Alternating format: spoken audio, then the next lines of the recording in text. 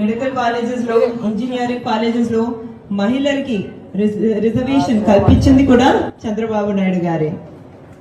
ఇప్పుడు మన ఎంతో మందిని చూసినా, మన గుంటూరు నుంచి లేకపోతే మన మంగళగిరి నుంచి ఎంతో మంది మహిళలు రిజర్వేషన్ వల్ల డాక్టర్స్ అయ్యారు, సక్సెస్ఫుల్ గా ఇంజనీర్స్ అయ్యారు.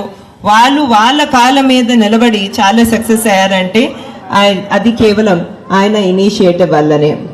ఇప్పుడు నారా లోకేష్ గారు కూడా స్త్రీ శక్తి ప్రోగ్రాం ద్వారా ఎంతో మంది మహిళలకి బెనిఫిట్లు ఇస్తున్నారు.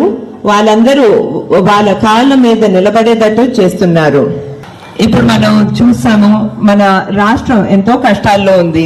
ధరలన్నీ పెరిగిపోయాయి, అవునా కాదా?